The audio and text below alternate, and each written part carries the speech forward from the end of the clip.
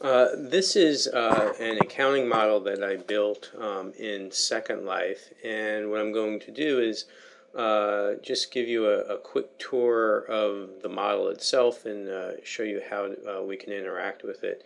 You could see that it's obviously a three-dimensional model, and it's sort of built around this metaphor of a container. It's a metaphor I use for the accounts holding the various business transactions.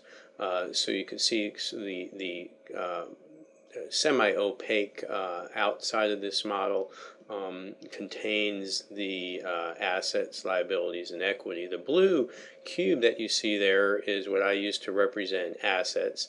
And then on the right-hand side, the green and red cubes, they're inside each other, represent liabilities and equity. Red for liabilities and green for equity. On top of the model is the accounting equations, assets equals liabilities plus equity. And there are various ways in which you can interact with the model.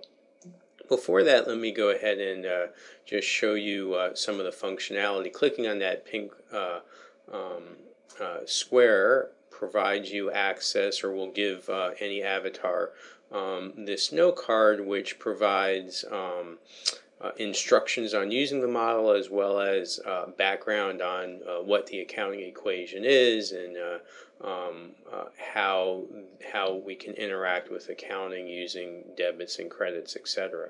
The blue square we'll see later on is a way for a student to write a transaction and have the accounting model read the transaction and parse it between the assets, liabilities, and equity. Again, we'll see that later. For right now, what you're seeing is how to interact, one way of interacting with the model, and you can see I typed in and basically chatting with the model, and have indicated I wanted to increase assets, and I've just indicated an increase in equity and an increase in liabilities. And I'm doing this using debits and credits that the model interprets as either increasing or decreasing the various category. And as each transaction is entered, the model is analyzing to see whether or not the accounting equation is in balance.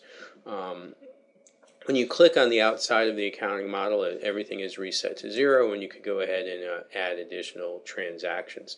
Clicking on that last black bottom just randomly provides transactions that a student can practice entering into the accounting model. So it serves as practice. Again, the blue square, when you click on it, there's a note card in there that we'll see in a second, and it sends the information from that note card to the model. And then if we've entered the transaction correctly, you can see the transaction here. We're debiting assets for 1,000, crediting equity for 450, and crediting liabilities for 550. When we touch that blue box, it sends that information to the accounting model. It debits and credits the various blocks, increasing or decreasing them. In this case, we're decreasing all of them, and it analyzes it to make sure we're in balance and tells us, congratulations, we are, when we're finished, when it's finished with the